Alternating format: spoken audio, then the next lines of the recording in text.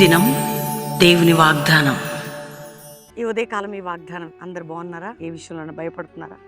కృంగిపోతున్నారా? అలసిపోయారా? ఒంటరితనం అనుభవిస్తున్నారా? దేవుడు మీ పక్షంగా ఉన్నాడు. దేవుడు మిమ్మల్ని దర్శిస్తున్నాడు. ఈ ఉదయం ఒకే మాట నేను చదువుతున్నాను. మరి 72వ కీర్తన 4వ వచనం, ప్రజలలో శ్రమ నొందిన వారికి అతడు న్యాయం తీర్చును, బీదల పిల్లలు రక్షించి బాధ పెట్టు వారిని అలగొట్టు. శ్రమ నొందిన వారిని, బాధ పెట్టి వారి చేతిలో నుంచి నేను విడిపిస్తాడు. శ్రమ నొందిన వారికి న్యాయం తీరుస్తాడు. నీకు అన్యాయం శ్రమ నొందేమనుకో, తప్పక న్యాయం చేస్తాడు నీకు.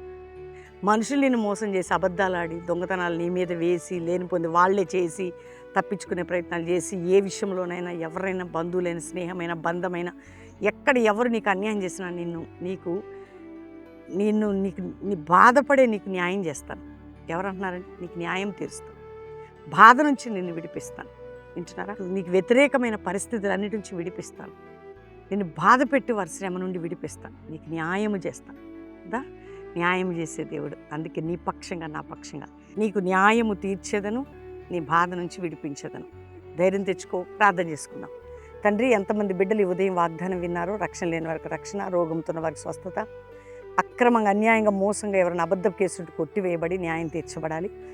మనుషులు దురాలోచన నుంచి విడిపించబడాలి. అంతేకాక ప్రభు, మా డబ్బు తీసుకొని మా మీదే లేస్తున్న వారిని, ఎవరైనా ఇప్పిచ్చి మధ్యలో ఉన్న వారికి, అట్టి వారికి కూడా న్యాయం చేయి. నువ్వు న్యాయం చేసే దేవుడు, న్యాయం చేయి తండ్రి. ఒకరిని సొత్తు పట్టుకుంటే నాకు ఇష్టం లేదన్నావు. ఎవరైనా ఆ బాధలో ఉంటే విడిపించు నా తండ్రి. అప్పుల బాధ, ఆర్థిక బాధ, ఉద్యోగులేమి, ఇతర సమస్యలు, కుటుంబ సమస్యలు, రోగాలు, వ్యాధులు, నిందలు, గాయాలు, అవమానాలు, పోరాటాలు, యుద్ధములు అన్నీ మాన్పి విడుదలని ప్రభా. ప్రపంచ దేశాల్లో శాంతి, సంఘాలు, ఉద్యోగం, పరిశుద్ధాత్మ కుమ్మరింపు, పరలోక మహిమ దించుటకు సహాయం చేసి అందరికీ మీరు తోడై ఉండమని, మ్యారేజ్ డే, బర్త్డే బిడ్డను బ్లెస్ చేస్తూ ఈరోజు ప్రతి వారికి వాగ్దానం నెరవేర్చి అందరికీ కృప చూపమని యేసు నామములో అడుగుచున్నాం తండ్రి, ఆమేన్.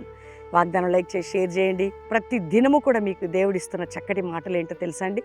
దేవుడు మిమ్మల్ని ప్రేమిస్తున్నాడు. కాబట్టి పొద్దున సాయంత్రం వాగ్దానాలు వస్తున్నాయి, వాటన్నిటిని రిసీవ్ చేసుకోండి. దేవుడు దీవించును గాక. Praise the lord.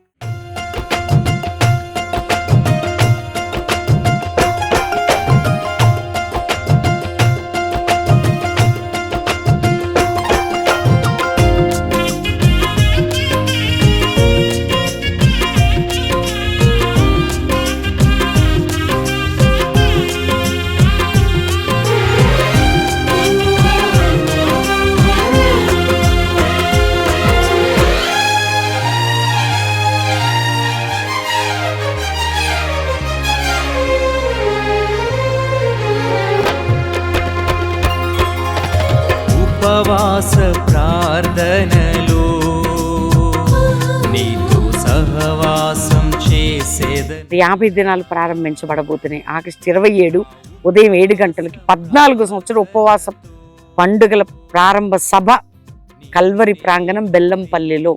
కాబట్టి అద్భుతంగా 50 డేస్, ఆ 27 ఆగస్టు నుంచి అక్టోబర్ 15 వరకు జరగబోతున్నాయి. మీరు కూడా పాలు పొందండి, చక్కటి దీవెనలు పొందబోతున్నారు. ఉపవాసం చేసేదనయ్యా,